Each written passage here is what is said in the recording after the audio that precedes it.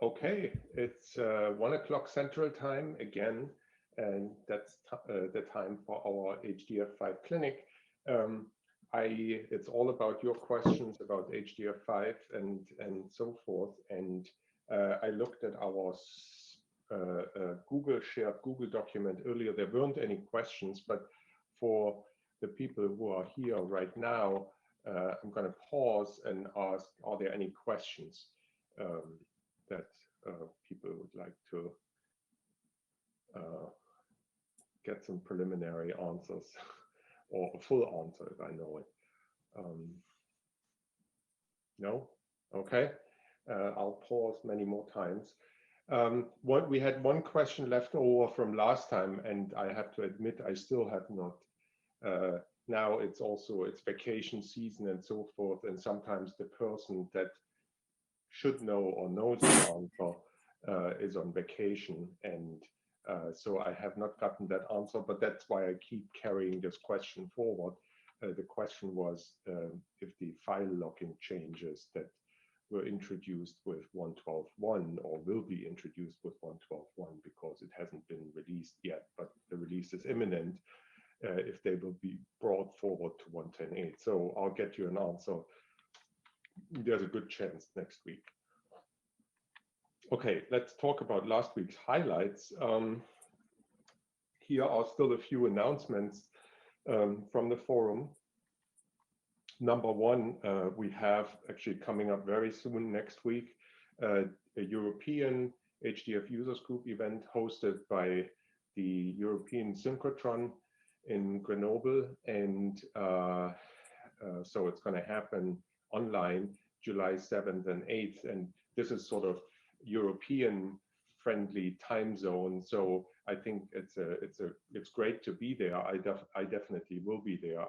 I'm getting up early in the morning, so for me that's not a problem. But if you are sort of on the owlish side of things, then you might want to set an alarm. But it's going to be a great event. And still, if you have an idea for a presentation that you would like to give, you still have a chance to submit something until tomorrow. And but if that's not the case, you still should register to attend. It's going to be a great event. The other one is the sort of the domestic or the Americas HDF users group event that's coming up in October. And the deadline for presentation abstracts is still August 1st. And I encourage you to submit something to that. And it's not going to be the same. The program is going to be different. It's going to be longer. So there will be more time to go over matters. And I'm going to pause once more, then we'll go over a few topics that stood out for me on the forum. But since this is about your questions, I'm going to pause and ask once more, are there any questions? No? Okay, then I'll just press on with this. So this is another thing that's still open. We have sort of an open thread there in the run-up to the October event here, sort of the Americas HDF user group, where you can chime in if there is just a little thing, something that's nagging in your usage of HDF5 that you would like to see fixed, improved, what have you. You can post something to this thread, and we are collecting these issues and present them all together at the event in October. Then there is sort of this HDF5 performance. I'm copying here the subjects that people gave to these threads. They in some cases they are not. They are rather broad, and that's okay. But I don't take the liberty here to give them a different title. There's this ongoing thread where a user tried to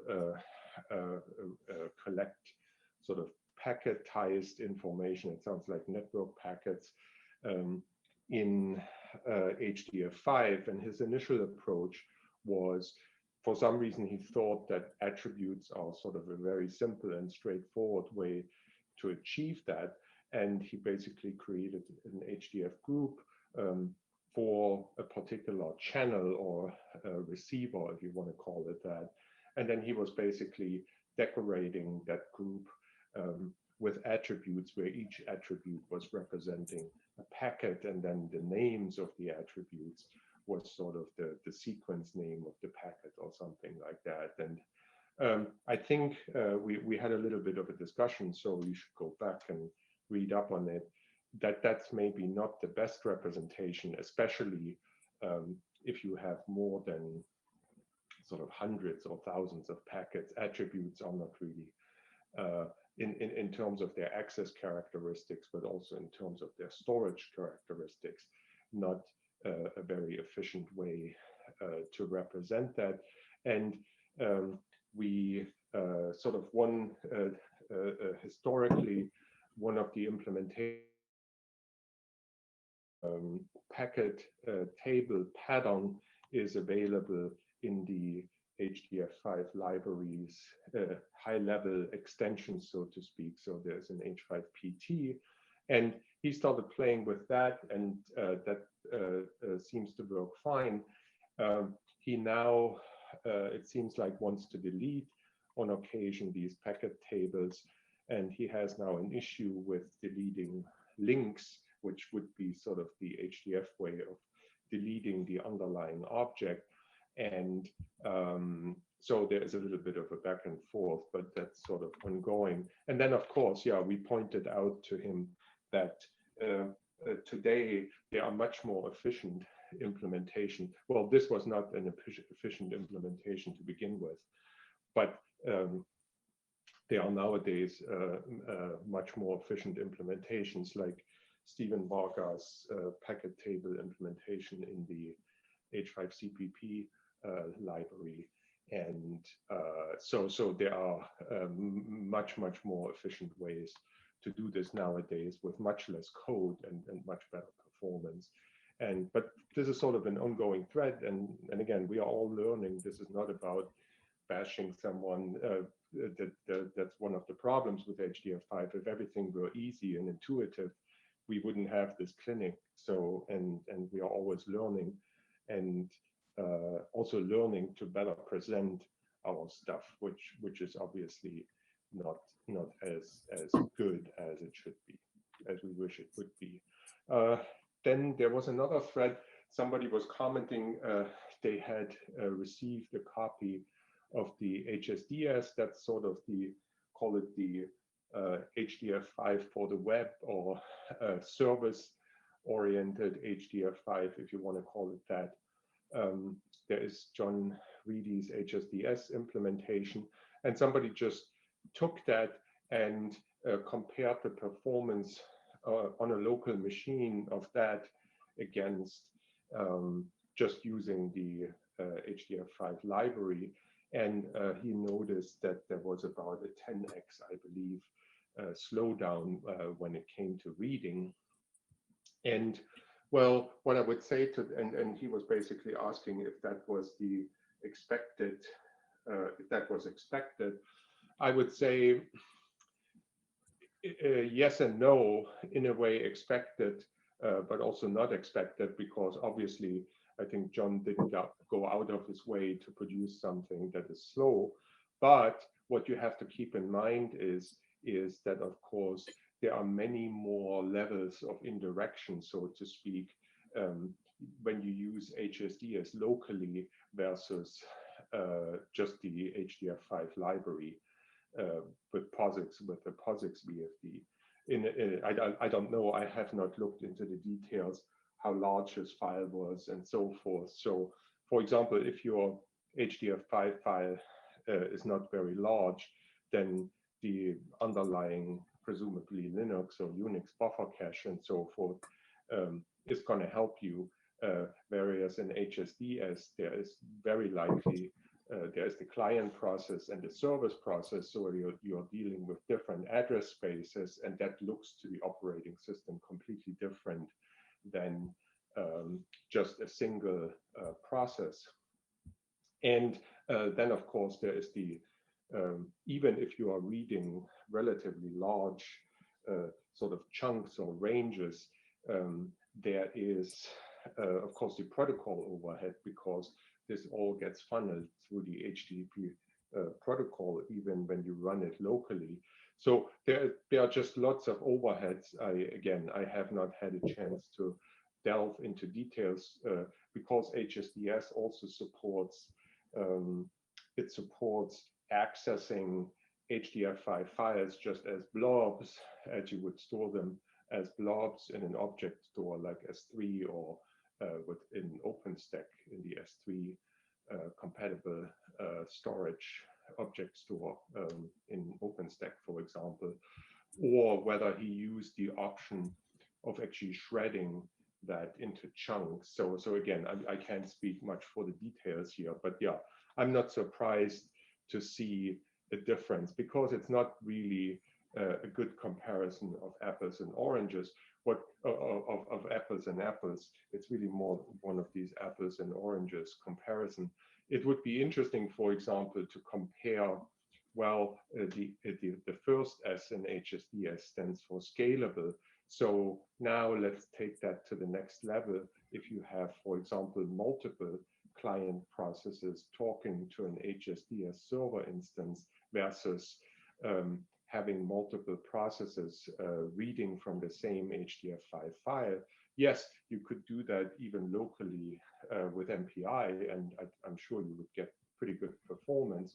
But if you have a more uncoordinated access, you could do that with multiple processes on the HDF side. So you could just call fork and create multiple processes, and then individually, as long as you open the file read-only, there's no problem with locking or anything. But again, so it really, out of the box, I'm not surprised to see that, but then, yeah, you have to study the fine print carefully. Another thing that came up was, yeah, it looks like a pretty sloppy testing result, or an oversight for sure on our part, that yeah, people it appeared had accidentally corrupted or modified HDF5 files by just trying to open them with HDF view. And there was sort of a little bit of a discussion around, well, how would you configure HDF view to set to set your intention, or to set the read-only option? And there is a place, but then I think the consensus is, and that would be my opinion if you just asked me, what should the default be? And the default, in my opinion, definitely should be read-only. But at some point, people thought that the developers here thought that that was the default, but then people out in the field found that that's not the case, and right now they believe they fixed it in the upcoming next release for HDF view, but they have some issues building at the max right now and so forth. But yeah, so that's just life. We make mistakes sometimes, and we just have to deal with them. And then finally, there was sort of a little bit of a discussion around porting HDF5 to Rust. Not a bad idea. The question is, it's going to be a big job, and you need a big budget for that, and the skill you need sort of Rust, I think, experts who would have to do that. And along the lines, if it just came to implementing a subset of HDF functionality, for example, just reading HDF5 files in all kinds of circumstances, there are precedents for that in C++, in JavaScript, in Python, and so forth. People have gone out and worked off the file format specification and done exactly that. Of course, where it gets a little trickier is then once you want to get started on writing, and you have to think about all the things that have nothing to do with the file format, but that do something for performance, like the whole caching, and then certain access patterns like Swimmer and virtual data sets, and to implement all that efficiently is a big job. I would also say from a practical perspective, it's perhaps not a replacement for the C implementation, because I'm just showing my ignorance here. How many systems have a Rust compiler available is something I'm sure you can call C code from Rust. So if you wanted to do something in parallel with MPI and so forth, I'm sure you can do that from Rust. But again, you are bringing with HDF5, you have to think beyond just sort of the HDF5 concerns. You have to think about the ecosystem around it, the third-party tools and so forth, and how they would react to that. So it's definitely a good idea, but practically, it's you need a big budget and the expertise and all the other things. And then, of course, I understand that that wasn't the point here, but I'm going to mention it anyway, as it so happens when you just pick a language, a random language at that, and then you search for that language in HDF5, the chance that you will find that somebody created language bindings for that language is actually pretty high. And in the case of Rust, for example, actually at one of the ESRF hosted events, I believe in 2019, there was an interesting presentation by a gentleman who actually had produced language bindings using the C library for HDF5 in Rust. And I checked the GitHub, I linked the GitHub repo from here. And there are also some videos on YouTube, I think, when he gave that presentation. And the latest commits were, I think, a few weeks old when I checked earlier. So this is under active development. So if you want to use HDF5 from Rust and not make it look like C, then there's help available. Okay, I'm going to pause, and I prepared something that came up in these questions, but I'm going to pause and ask, are there any questions about this, about your application, about HDF5, because we'll skip that if there's something more concerning you to talk about. No? Okay, good. So here's our sort of tips and tricks and insights. And this actually came up on the forum in this issue here, where this gentleman was working with the packet table and so forth. And now he wants to delete the packet table. So in the case of a packet table, it's really just a glorified data set. As all these different items or objects in HDF5, more or less, there is not a separate delete function for data sets or groups, or just by the way items in HDF5 files are managed, there is a mechanism similar to a traditional file system where you basically unlink, that's the nomenclature, you don't delete it, you unlink it, and then since an internal reference count is maintained, and when that reference count drops to 0, that is an indicator to the free space management to basically treat that as free space. But we'll come to that in a moment. So the question is, how do I delete an HDF5 item? And I'm putting that neutrally here. By item, I really mean something that a user created and something that got stored in an HDF5 file. Of course, if it's stuff in memory and so forth, that's a whole different story. But we are talking about things that somehow got stored in an HDF5 file. And there is sort of a high-level view that is actually pretty short and sweet. And then there is a low-level view that goes a lot deeper. So at the high level, the first question would be, well, what are these items that you might want to delete?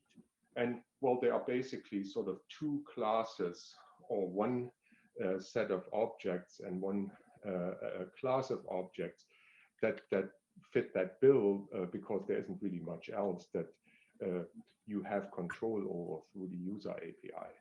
So the first thing are HDF5 attributes.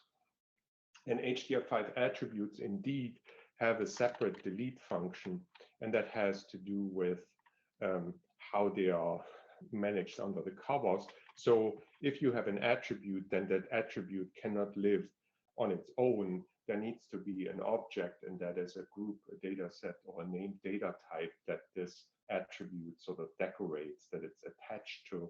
And an attribute has a name. And then so you can just, if you have a handle to this object and have the name of this attribute, for example, you can just say H5A delete handle, comma, name of the attribute. And there I put a star here because there are some variants of that function. So there is, for example, implicitly these different, if an object has multiple attributes, each of them has implicitly an index. And you can also, if you don't know the name, but you know it happens to be the fifth attribute, you can also say delete by index the fifth attribute, and that will delete that fifth attribute. And then the other sort of group of objects or items that you might want to delete are these things that we call HDF5 objects, the groups, the data sets, and the named data types. And they are sort of the recommended procedure, or the canonical procedure is to really call this function called H5L delete. And again, star, there are a few variants, but essentially each of these objects, maybe with the exception of the root group, are all somehow linked to a group. So if you are creating a new group, that group must be linked somehow to another group, or you are creating a data set, or you are creating a data type object that you are then committing or linking in particular to a file structure. Then what you basically do is to make that object be treated as free space or as no longer in use, you call this function H5L delete. And if for example, an object, what can happen in HDF5 files, that a given object is linked multiple times, then indeed you have to delete all the associated links to have that side effect of signaling to the free space manager that that object is no longer in use and no longer referenced. Let me qualify that, however, by saying the links that sort of count here are really these things that we call hard links, which means that as a side effect, they modify the reference count that's stored with the object. And that sort of brings us to this low-level view, what's happening under the covers. So with each object that's stored in HDF5, there is an object header associated that tells HDF5 something about this object and its properties and so forth. And among these properties is this thing called the reference count that basically keeps track of how many links this object is a target of. So a link has a source and a destination. The source is implicitly the group to which that object is linked, and the destination is the address or a generalization of an address in an HDF5 file. And so with every new link, there has to be at least one. So for an object that's live in any shape or form, that reference count is going to be positive. But it can be linked multiple times, so that reference count can be greater than one. There's also, and I'm not going to talk about that here today, in an HDF5 file, you can create so-called object references. So you can create, for example, an attribute whose value is, if you wish, a pointer to another object in the HDF5 file. And those are also reference counted, but I'm not going to talk about that, just to keep it relatively simple. So objects are reference counted. And again, if that reference count drops to 0 by removing all the associated links, that's sort of a signal to the free space manager that that object is no longer in use, and that space could be potentially reclaimed. Now, again, there are a few details here. So if that space can be reclaimed depends on a set of factors. It depends on where the space that's associated with this object actually is in the file. If it's at the beginning of the file or in the middle of the file or the end of the file. So for example, that would control whether that space can be reclaimed by just truncating the file before closing it. If it happens to be at the end and it gets freed, the library sees, oh, there is free space at the end of the file, then it will just adjust the end of file pointer and then automatically free that space at the end. Another factor that plays a role is, of course, there are certain epochs. I call them open-close epochs, in the sense that you open an HDF file, you work with it, you close it, and then later you open it again and work with it, and ultimately close it again. And whether how many of these epochs there are can play a role, especially if you work with older versions of the library, because in older versions of the library, although you may have freed up space, but then you close the file, that free space is not tracked, in the sense that the file size will not change, especially if it's in the middle or at the beginning of the file somewhere. That free space is certainly available while the file is open, but once the file gets closed, that information at which position or positions and what byte ranges are available, that information is lost. It's not maintained with older versions of the library. And yeah, so that's what that next point is. It's really in newer versions of the library, that information can be persisted and can be tracked beyond these open-close epochs. But again, that's one variable. And then finally, since at the end of the day, it is these virtual file drivers that do the I/O and really control what happens, that mapping from this logical linear address space of the file, how that gets mapped into storage, in particular, how allocations, reallocations, and deletions are done. It really also depends on what the virtual file driver that you are using is capable of doing.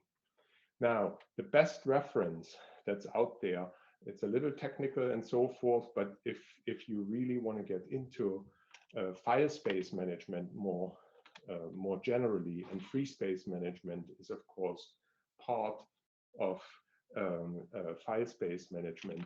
There's an RFC, and I included the link here, that really discusses this in exhaustive detail. I'm just giving you the highlights here that you can, the details of which you can read up in this RFC. There are basically sort of two what should I say, two distinct sets of behavior here that are in a way marked by HDF5 library version. So there is the pre-HDF110X era, which includes, some people still use 1.6, 1.8. So that's the pre-HDF110 era. And then there is the 110 and later area. So that includes 110, all the 110 versions, but also 112 and everything going forward.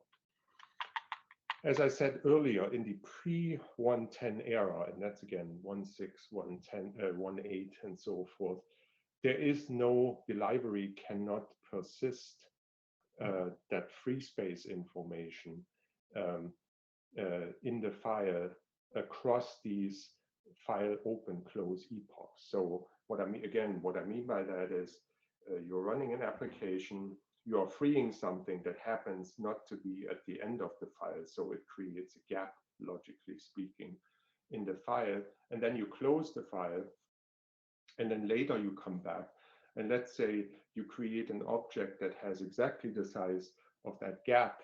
That space is available logically, yes, but the library and the file, there's nothing stored, no metadata stored in the file that would let you discover that, oh, there's a gap here that fits the bill and I can just put it in there. No, that with pre-110 versions of the library, that's not possible. And the simple technical reason is that, again, the metadata that you need to maintain to manage that free space and persist that free space information required a file format change. And in between sort of maintenance releases, we do not make any changes to the file format. And so that's why it was not possible to retrofit, if you wish, that free space management to pre-110 versions of the library. However, you have tools to, for example, discover, and even APIs to discover the amount of free and unused space. And a very convenient way, if you suspect that there is unused space or free space in a file, a very convenient way to find that is the H5 stat tool that will give you sort of a detailed breakdown for metadata and data and space used in data in data sets, and but in particular also should there be substantial amounts of unused space. And then you could use a tool like H5 repack to recover that unused space. Of course, you are basically rewriting the file and you are iterating over all the objects in the source file, and you are rewriting them in the destination file. And so the gaps, of course, will be automatically skipped because H5 repack will not see them. And so as a result, you get a more compacted file. And this may not be practical for extremely large files because, again, you will be copying a lot of data as a result. But yeah, but that's where we are as far as pre-110 goes. Now, with 110 and later, the good news is there were changes made to the file format that enable us to track that free space information. However, you have to enable that free space information tracking as part of the file creation property list. And again, the document, this RFC here goes to, has examples and goes to great extent on how to do this. The reality is the story is rather involved for most users.